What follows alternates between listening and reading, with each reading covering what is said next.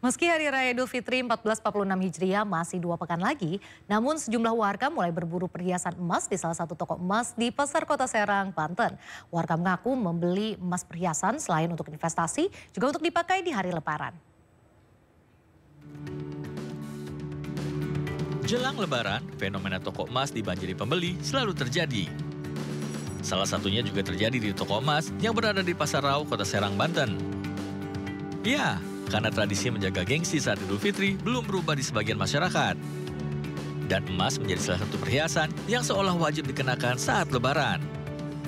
Selain menunjang penampilan, logam mulia juga memperlihatkan tingkat kesuksesan pemakainya.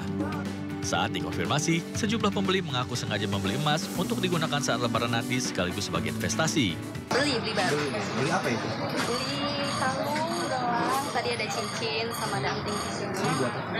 Buat simpenan investasi dipakai tapi nggak semua mungkin. Kalau harga emas itu nggak stabil ya, jadi dia akan naik terus. Jadi buat investasi cocok sih. Beli emas sedikit ini. Jual apa beli? Jual separuh langsung beli lagi. Buat persiapan apa itu? Buat istri, buat persiapan Lebaran. Belajar dari Ramadan tahun sebelumnya, pemilik toko perhiasan akan memajang perhiasan lebih banyak di etalase sehingga pembeli bisa dengan leluasa memilih. Selain itu, biasanya pihak toko akan memberikan souvenir guna menarik pelanggan dan meningkatkan penjualan. Dari Serang, Banten, Maisa Apriandi, iNews melaporkan.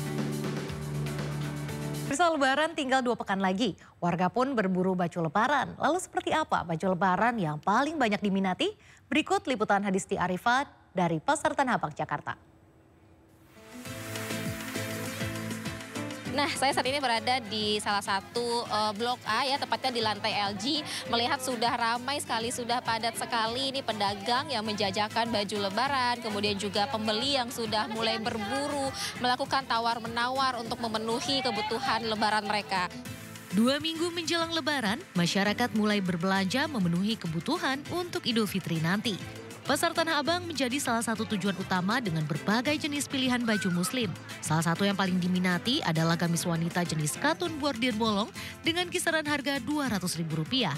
Sementara untuk pria adalah baju koko jenis kurta dengan kisaran harga Rp180.000. Kalau untuk tahun ini dia ada di katun bordir bolong. Kalau yang untuk banyak peminatnya ya. Kalau untuk katun bordir bolong sama ceruti plisked itu kita main di harga Rp230. Untuk grosiran kita main di harga Rp200. Selain untuk diri sendiri, pembeli juga bisa berbelanja secara grosir untuk dijual kembali.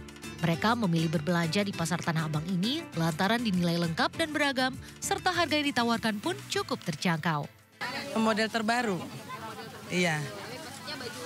Iya, baju muslim gamis. Ya agak lebih murah, banyak pilihan. Dari Jakarta, tim Liputan iNews melaporkan. Pemirsa, bulan suci Ramadan menjadi momentum bagi Partai Perindo untuk berbagi bersama untuk mereka yang membutuhkan. Partai Perindo menggelar buka puasa bersama sekaligus santunan kepada anak yatim piatu di kantor DPW Partai Perindo, Jalan Cipaganti, Bandung, Jawa Barat.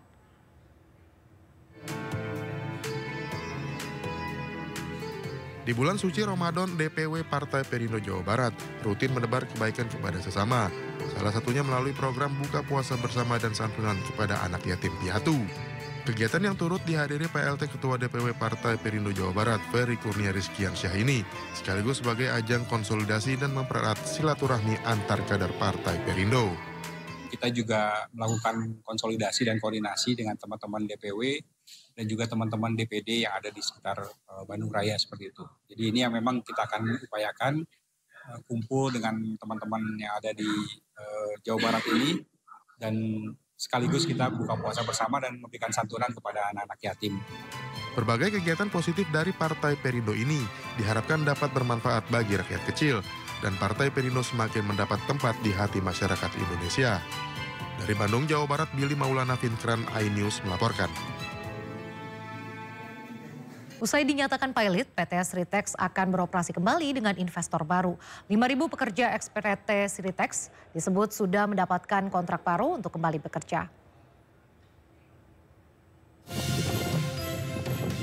Niat pemerintah untuk mempekerjakan kembali ex-karyawan PT Sri Rejeki Isman Tbk tidak lama lagi akan terwujud.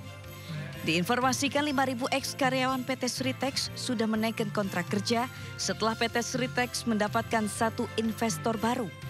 Hal ini juga dibenarkan oleh Yasierli, Menteri Ketenagakerjaan saat mendatangi PT Sritex di Sukoharjo, Jawa Tengah. Dalam kunjungan kerja itu, Yasierli memastikan pemenuhan hak-hak pekerja yang terdampak akibat pilotnya Sritex Group. Melanjutkan bisnis PT Sritex Group dan juga tidak terlepas dari peran tim kurator yang telah membuka kesempatan bagi investor yang berminat untuk mengaktifkan kembali operasional perusahaan. Sehingga dengan sendirinya terbuka juga peluang kesempatan bagi ex-pekerja Sritex Group untuk bekerja. Sementara itu, Kepala Dinas Perindustrian dan Tenaga Kerja Kabupaten Sukoharjo, Sumarno menyampaikan akan ada ribuan ex-pekerja PT Sritex yang berpotensi kembali dipekerjakan. Kemarin laporan dari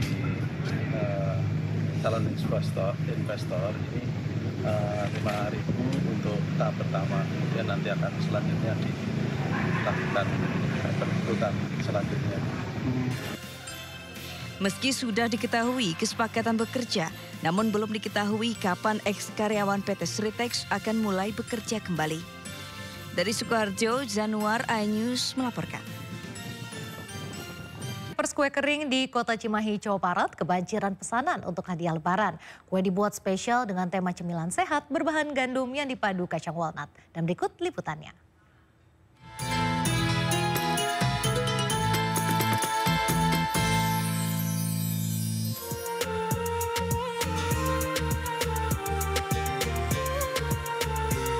Mendekati Lebaran, industri rumahan hampers kue kering di Kota Cimahi, Jawa Barat mulai kebanjiran pesanan.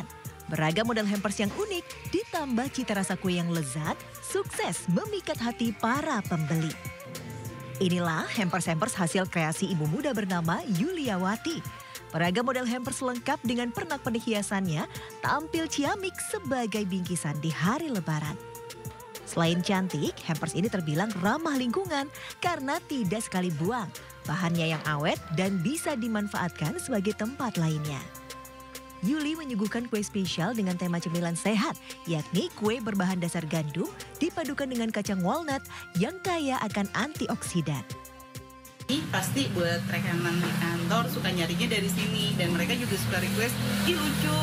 Kemudian saya juga suka ngirimnya keluar pulau, karena pasti belinya di sini tiap tahun.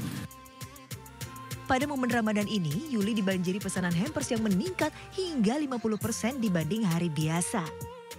Jadi sebelum kejual biasa yang langganan udah tiap tahun, saya tuh pagi sama malam live TikTok yang nontonnya tuh hampir di atas 1.000 orang. Udah gitu mereka itu bukan beli pas untuk lebaran. Jadi beli saat itu dia nonton, saat itu dia beli dan kirim hari itu. Jadi kita tuh memang spesialnya kirimnya lewat paksel ya, nggak perlu nyebutin. Karena aman gitu. Bagi Anda yang berminat, hampers buatan Yuli ini dibanderol mulai dari Rp150.000 hingga Rp2 juta. Dari Cimahi, Jawa Barat, Yuwono, iNews melaporkan.